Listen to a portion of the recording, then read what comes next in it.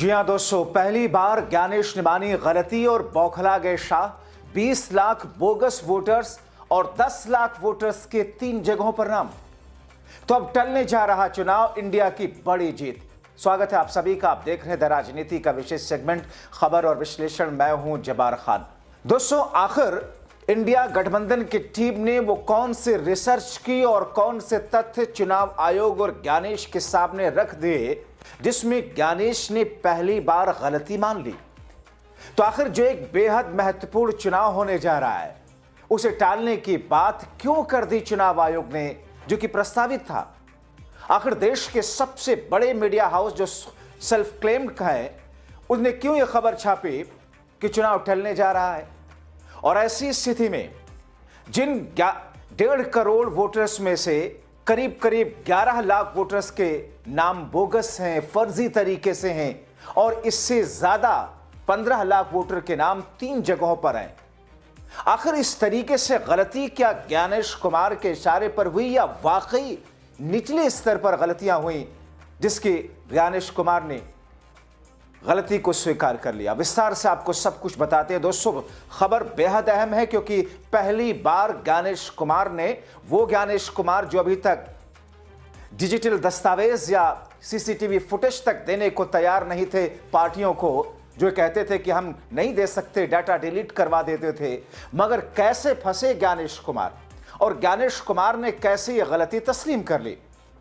दोस्तों, दरअसल जिस अंदाज में महाराष्ट्र का बीता चुनाव जो आपने देखा विधानसभा का, उसमें जो हंगामा हुआ कि कैसे 70 लाख वोटर्स बढ़ा दिए गए थे और वो 70 लाख वोटर्स सारे के सारे बीजेपी के थे।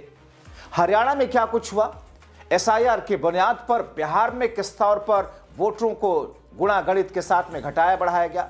अब एक ऐसी स्थिति उत्पन्न हुई है जिसमें जो इंडिया गठबंधन ने रणनीति के साथ में, जो तकनीक के साथ में तथ्य निकाले हैं, ज्ञानेश कुमार को मानना पड़ा है। दोस्तों देखिए, आज तक की खबर है जिसमें लिखा हुआ है कि टल सकते हैं चुनाव क्योंकि फर्जी वोटर्स जोड़े गए। 1 करोड़ वोटर में 11 लाख से ज्यादा फर्जी वोटर जोड़े गए, मतलब 10% से ज्यादा जोड़ दिए गए फर्जी वोटर।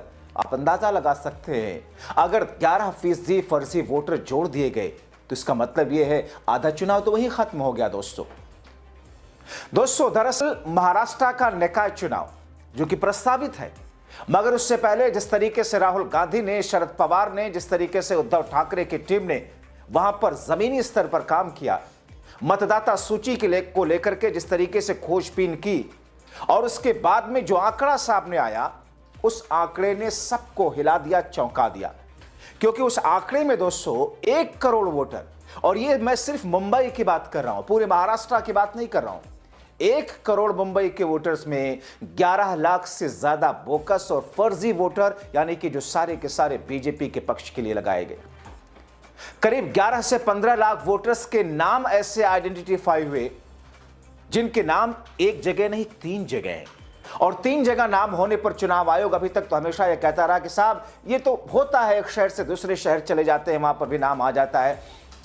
मगर इसके पीछे का राज क्या है आपको बताता हूं।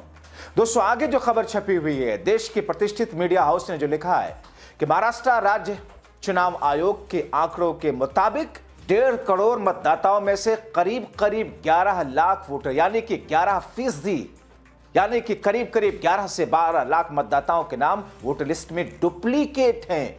यह आज तक की खबर है और स्टेट चुनाव आयोग, राज्य चुनाव आयोग की साइट से आंकड़ों से पता चलता है।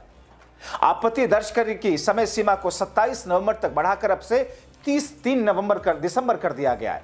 यानी कि दोस्तों जो आपत्ति की डेडलाइन थी उसे भी बढ़ा दिया गया। जाहिर तौर पर चुनाव भी आगे बढ़ेगा। आयोग के बयान के मुताबिक खबर लिखता है, आज तक के अंतिम मतदाता सूची 10 दिसंबर को पब्लिश होगी। 4.33 लाख मतदाता एक से ज्यादा बार दर्ज किए गए।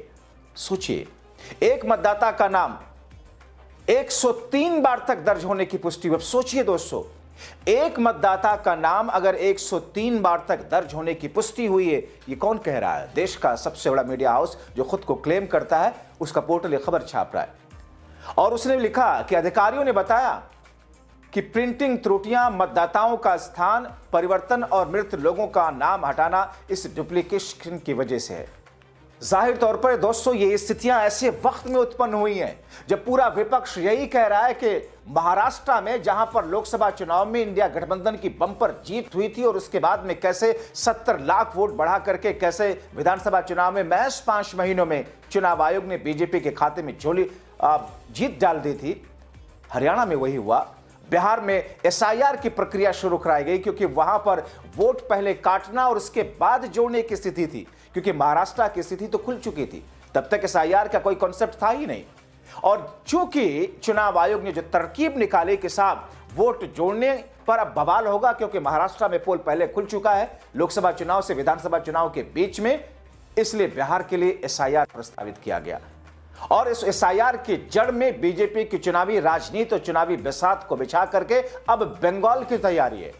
मगर दोस्तों जो निकाय चुनाव महाराष्ट्र का होने जा रहा है, अगर ये स्थिति महज मुंबई की है कि 11% बोगस वोटर जोड़े गए, 11% लोगों के नाम एक जगह से ही नहीं बल्कि 3 जगह ही नहीं, 103 जगह अगर नाम है एक एक मतदाता की, तो स्थितियों को आप समझ करके अंदाजा लगा सकते हैं। इसीलिए उद्धव ठाकरे की टीम आप देख रहे हैं, आदित्य ठाकरे ने चुनाव आयोग से मुलाकात करके जो आपत्ति दर्ज कराई है, उनके साथ में गठबंधन के लोग गए और फिर चुनाव आयोग को गलती माननी पड़ी, क्योंकि ये गलती, ये जो डेटा सामने है, जो मैं खबर आपके सामने रख रहा हूं, ये राज्य चुनाव आयोग के आंकड़ों के हिसाब से ही रख रहा हूं, तथ्यों और फैक्ट की बुनियाद पर रख रहा हूं। कोई हाइपोथेटिकल, कोई लफ्फाजी या किसी तरह का कोई ऐसा नैरेटिव नहीं है कि साहब वोट बढ़ाए गए इसलिए ये एक नैरेटिव है। जो कुछ है आपके सामने है। तो दोस्तों जाहिर तौर पर एक तरफ जहां पर बिहार का चुनाव अभी तक लोगों के गले नहीं उतर रहा है, बिहार के नतीजे अभी तक लोगों के गले नहीं उतर रहे हैं, क्योंकि वो बिहार, कई सारे ऐसे लोग हैं दोस्तों मेरे जानने वाले जो कि वरिष्ठ पत्रकार हैं, कुछ वहां के लोग हैं राजनीतिक जानकार। दोस्तों मैं आपको बताऊं, एक बहुत ही प्रतिष्ठित बड़े संपादक रहे हैं, देश के अलग अलग राष्ट्रीय चैनलों के एडिटोरियल के हेड रहे हैं, संपादक रहे, सतीश जैकब।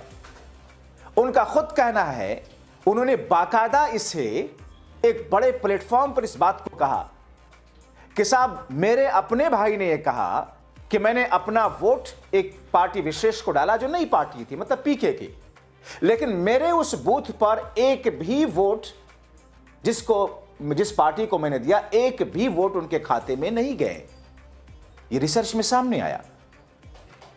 और ऐसे हजारों लोग हैं, ग्रामीण के ऐसे लोग हैं जो गांव में कहते हैं कि साहब हमने तो इन्हें वोट दिया ही नहीं, हमारे गांव से इनको वोट में बढ़त कैसे मिल गई। पूरा का पूरा गांव, महाराष्ट्र में आपको याद है ना कि उसी महाराष्ट्र में एक पूरे के पूरे गांव ने विधानसभा चुनाव के बाद में एक मॉक पोल कराया कि साहब हमने तो बीजेपी को वोट नहीं किया, महायुति को वोट नहीं किया, ये वोट यहां से हमारी जगह से जीती कैसे, हमारे बूथ पर कैसे जीत सकते हैं। जब मॉक पोल कराया जा रहा था, गांव के लोगों ने खुद ही पर्ची बनाई, खुद ही बॉक्स रखा कि साहब हम देखते हैं, पूरे गांव के लोग वोट डाल दें, किसी को नहीं पता कि किसने किसको वोट किया है। पुलिस पहुंच जाती है, फडणवीस की पुलिस और शाह की पैरामिलिट्री फोर्सेस, डंडे बरसाए जाते हैं ताकि सच सामने ना आ सके। अब ऐसी स्थिति में दोस्तों जिस अंदाज में 20 लाख वोटर्स की बात कही जा रही है कि साहब फर्जी उसमें डाल दिए गए, और महज 10 लाख वोटर, तो मैं सिर्फ मुंबई की बात कर रहा हूं, महाराष्ट्र के एक बेहद छोटा सा हिस्सा है। अगर वहां पर यह स्थिति है तो फिर आप समझ सकते हैं कि यह सिर्फ लोकसभा और विधानसभा के चुनाव में नहीं बल्कि निकाय चुनाव में किस तौर पर जमीनी स्तर पर अपनी पकड़ को, अपनी जड़ को मजबूत करने के लिए मोदी और शाह की टीम ज्ञानेश से मिलकर के कथित तौर पर दोस्तों, क्योंकि अभी तक जो तथ्य सामने आए हैं और उन तथ्यों को चुनाव आयोग खारिज करता रहा है, मगर पहली बार चुनाव आयोग ने इसे तस्लीम किया है। क्या कहेंगे आप? देश के अंदर, इस देश में लोकतांत्रिक प्रक्रिया की बुनियाद ही दरअसल चुनाव है, यानी कि जो पार्टी चुनाव में जीती वही सत्ता में होगी, जो सत्ता में होगी वही उस राज्य का या देश को चलाएगी, वही अपने हिसाब से, अपने विचारधारा के हिसाब से नीति बनाएगी, कानून बनाएगी, और वही तय करेगी कि राज्य किस तरफ जाएगा, देश किस तरफ जाएगा। तो फिर क्या मतलब है संवैधानिक मूल्यों का, और क्या मतलब है दुनिया के सबसे बड़ी डेमोक्रेसी का?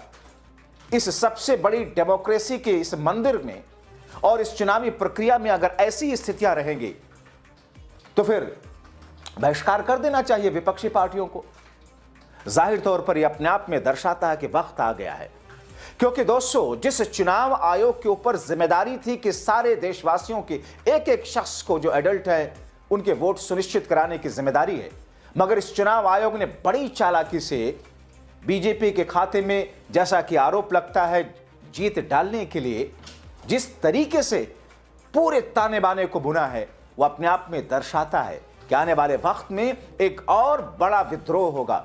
महाराष्ट्र में इस बार इस निकाय के चुनाव में जिस किस्म का विद्रोह दिखाई दिया और जो पूरा का पूरा लीगल तरीके से चुनाव आयोग के ही आंकड़े के हिसाब से अगर ये स्थिति उत्पन्न हुई है तो फिर आप समझ सकते हैं कि जहां जो चीजें, जो बारीकियां सामने आ नहीं पाती उस पर कौन क्या कहेगा। इसलिए मैं कहता हूं, जागरूक रहिए संवैधानिक और लोकतांत्रिक मूल्यों को बचाने के लिए, अपने अधिकारों को बचाने के लिए। शुक्रिया।